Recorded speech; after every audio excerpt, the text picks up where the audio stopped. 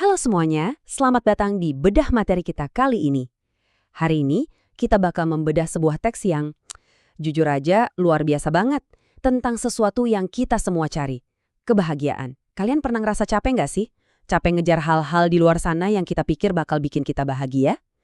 Tapi, gimana kalau selama ini kita nyarinya di tempat yang salah? Percaya nggak percaya, sebuah panduan dari 2000 tahun yang lalu, ya, Etika Nikomakhea karya Aristoteles, ternyata punya jawaban yang pas banget buat ngebantu kecemasan modern kita. Teks ini benar-benar ngajak kita puter balik, mengubah paradigma dari pencarian eksternal yang bikin capek, jadi praktek internal yang bikin kita jauh lebih berdaya. Jadi, yuk langsung aja kita selami gimana pemikiran filsuf klasik ini bisa merombak total cara kita jalani hari. Coba deh tanya ke diri kalian sendiri secara jujur sekarang juga. Apakah kebahagiaan kalian bergantung sama hal-hal yang sama sekali di luar kendali kalian? Di zaman sekarang ini, kita tuh kayak lagi lari maraton tanpa garis akhir, ya kan? Kita ngejar promosi mati-matian, bolak-balik ngecek jumlah jempol di media sosial, sampai deg-degan nungguin pujian dari atasan. Ironis banget loh kalau dipikir-pikir. Filsuf dari zaman Yunani kuno ternyata udah bisa nebak jebakan validasi yang kita alami detik ini juga. Kita ngikat suasana hati dan kedamaian batin kita pada kondisi yang, ya benar-benar nggak bisa kita kontrol. Nah, nyadar soal ini tuh langkah pertama yang sangat krusial buat ngerti kenapa kita sering banget ngerasa kehabisan nafas padahal kelihatannya kita udah mencapai ini itu. Jadi gini, Aristoteles tuh ngeliat satu kesalahan fatal yang sering banget kita lakuin. Kita sering banget ngegantungin kedamaian kita pada hal-hal eksternal, harta, status sosial, pengakuan. Jujur aja semua itu tuh ibarat ombak di lautan, fluktuatif banget. Kadang pasang tinggi, kadang surut drastis. Kalau kita nyandarin kebahagiaan pada hal yang terus berubah-ubah kayak gitu, kita cuma bakal jadi kayak perahu kertas kecil yang terombang-ambing di tengah badai, nggak stabil sama sekali. Sebaliknya, ada satu pendekatan yang jauh lebih kokoh, yaitu pengelolaan diri dari dalam. Kalau kita mulai narik fokus kita ke dalam diri, kita tuh dibalat lagi ngecor fondasi beton. Bener-bener kuat dan nggak akan goyah cuma karena cuaca buruk di luar sana. Nah, sekarang coba kita pelan-pelan sedikit ya, biar konsep fundamental ini benar-benar meresap. Aristoteles mendefinisikan kebahagiaan dengan cara yang mungkin aja beda 180 derajat dari yang sering kita dengar selama ini. Poin pentingnya ada di sini. Kebahagiaan itu bukanlah kado manis yang tiba-tiba jatuh gitu aja dari langit. Sama sekali bukan. Kebahagiaan adalah aktivitas jiwa yang selaras dengan kebajikan. Maksudnya apa? Artinya, kebahagiaan itu adalah sebuah praktek sadar. Miriplah kayak kita lagi ngebentuk otot di tempat latihan fisik. Ini tuh proses yang terus berjalan, bukan cuma reaksi pasif atau sesuatu yang terjadi karena kebetulan aja. Prinsip tadi ngebawa kita ke satu kesimpulan yang super tegas. Dengerin baik-baik ya. Ini bukan tentang apa yang kalian miliki, tapi tentang menjadi pribadi seperti apa kalian ini.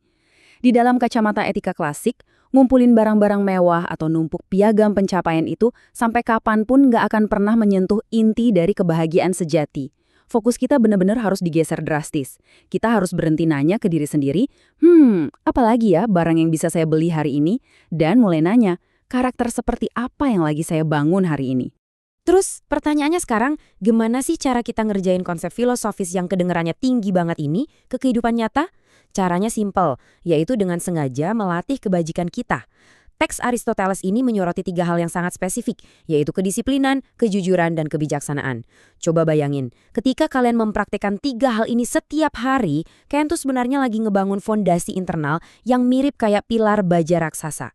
Jadi, pas badai krisis datang, atau tiba-tiba ada perubahan hidup yang drastis menghantam, pilar karakter inilah yang bakal nahan kalian tetap berdiri tegak dan gak gampang hancur. Balik lagi ke zaman sekarang, kehidupan modern ini kan bergeraknya cepat banget. Bahkan kadang agak menakutkan ya. Nah, disinilah gagasan klasik tadi tuh berasa kayak nampar realita kita. Coba perhatiin, banyak banget dari kita yang ngebuang-buang energi cuma buat lomba lari ngejar validasi. Kita sibuk banget nyari pengakuan dari orang lain, tapi di saat yang sama, kita biarin kualitas internal kita berantakan. Kita ngebiarin fondasi karakter kita jadi rapuh, cuma gara-gara kita terlalu sibuk moles etalase hidup kita biar kelihatan sempurna di mata orang lain. Sayang banget kan? Lalu, apa dong harga yang harus dibayar dari ngejar validasi yang kosong melompong itu? Jawabannya terangkum dalam satu kata ini, kehampaan. Ya, ini konsekuensi logisnya. Ketika tepuk tangan dari orang-orang berhenti, atau saat krisis beneran datang, misalnya amit-amit kehilangan kerjaan atau bangkrut, seseorang yang nggak punya kualitas di dalam dirinya bakal langsung kehilangan pegangan. Benar-benar jatuh. Rasa hampa itu bakal muncul dan pelan-pelan menggerogoti dari dalam, ya karena Nggak ada lagi makanan artifisial yang selama ini nyuapin ilusi kebahagiaan mereka. Nah, buat ngehindarin rasa hampa yang mengerikan itu, kita harus benar-benar pegang teguh pengingat luar biasa dari Aristoteles ini. Stabilitas itu dibangun secara sadar dari dalam diri kita. Kalian nggak akan pernah nemuin stabilitas di pergerakan pasar saham, di opini orang-orang soal kalian, atau di barang mewah keluaran paling baru. Nggak ada di sana. Stabilitas itu akarnya benar-benar utuh ada pada karakter yang sengaja kita bentuk. Tiap kali kalian milih buat tetap jujur di situasi yang super susah, atau milih buat tetap disiplin padahal kasur lagi manggil-manggil buat rebahan, kalian itu sebenarnya lagi naruh batu bata yang bikin dinding mental kalian makin kokoh. Pada akhirnya nih ya, arsitektur kebahagiaan kalian itu 100% ada di genggaman tangan kalian sendiri. Jadi, sebelum kita selesai, saya pengen ninggalin kalian dengan satu pertanyaan yang lumayan provokatif buat dipikirin. Kualitas apa sih yang udah kalian latih hari ini buat bikin hidup kalian lebih bermakna? Kebahagiaan sejati itu selalu ada di dalam keputusan sadar kalian setiap harinya. Jadi, teruslah berlatih dan teruslah membangun kekuatan dari dalam. Terima kasih udah gabung di Bedah Materi kali ini, dan sampai jumpa di pembahasan seru kita selanjutnya.